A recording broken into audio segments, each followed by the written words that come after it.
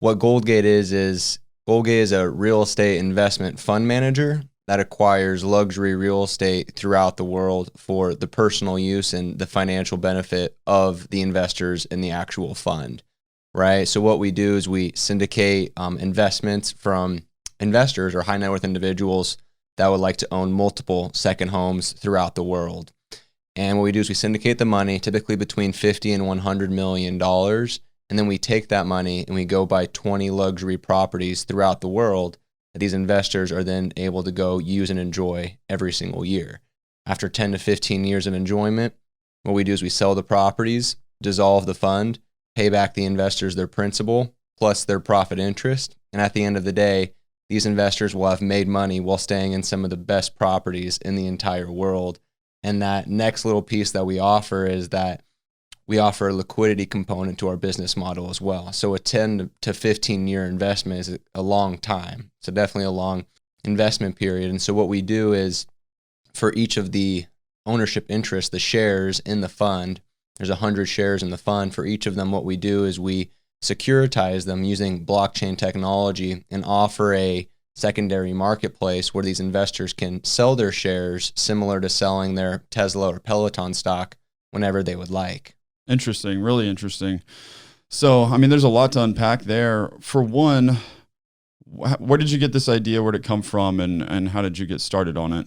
So May of last year, I came back from traveling. I was in Brazil and I started Goldgate. And originally Goldgate was going to do commercial real estate investment in high growth markets in Texas. And after a few months, after I started learning more about blockchain technology and how to provide liquidity to real estate, I made a pivot in August of last year. And then as of recently, over the past month, we made the new pivot to where we are now. How did you get people involved in it? And did you need to get funding or anything like that?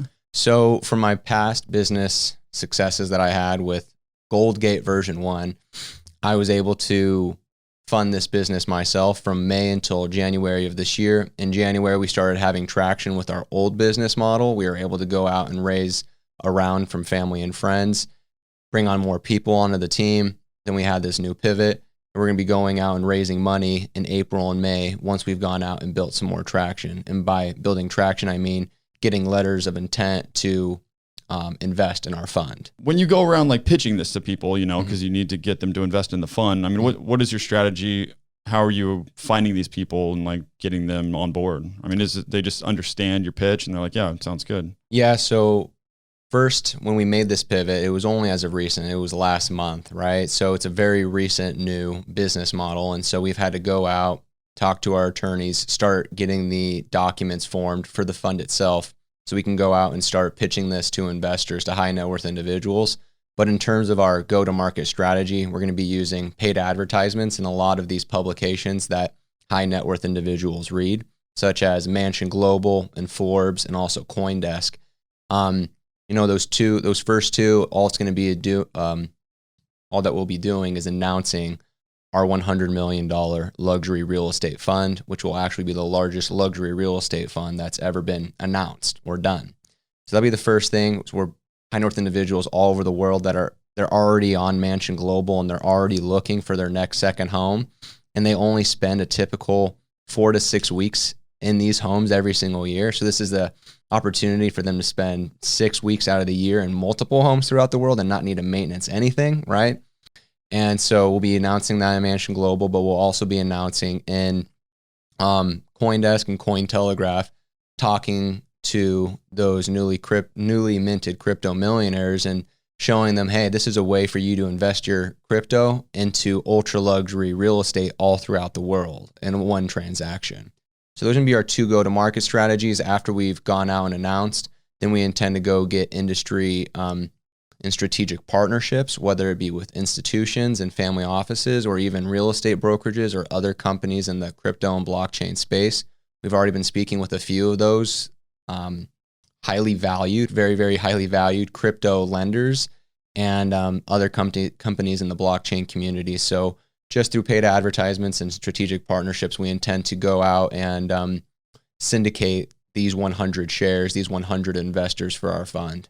how are you deciding what properties that you buy up here? Who determines that? And that's just a perfect question. I'm really glad that you asked it, as we get it from investors, and investors typically just love the answer to this because with our competitor, they do some polling with their investors, but overall, you can see on some forums even where this company will just go out and buy properties in locations that they just think people want to go live in, right? So as I mentioned before, 100 shares, around 100 investors. If everybody bought one share, some people might want to buy more weeks. They might buy 2 or 3 shares, whatever it might be. But let's just say there's 100 investors. So before people invest into this fund, there's going to be 20 properties. There's going to be 4 different categories with 5 properties in each category so that they know what lifestyles will be investing in, right? So there'll be that ski and mountain category. There'll be that beach and island category. There'll be that gateway city category like Los Angeles and New York City and stuff like that. And then there'll be that mixture category of leisure and experience, right? Maybe even like a Pebble Beach kind of golf course experience kind of category. So after we've gone out and we have told our investors all these different categories and lifestyles, once we've syndicated the money from all of the investors, what we're going to be doing is for each category, presenting to our investors 25 different locations for each category. And not only showing them the pictures and the video and the language and the currency, but also showing them what population growth has been like and also the average growth of property values in these areas. And we're going to let our investors choose their top 5 favorite locations in each of these categories. And at the very end, we'll be able to pretty much democratize the process for the locations.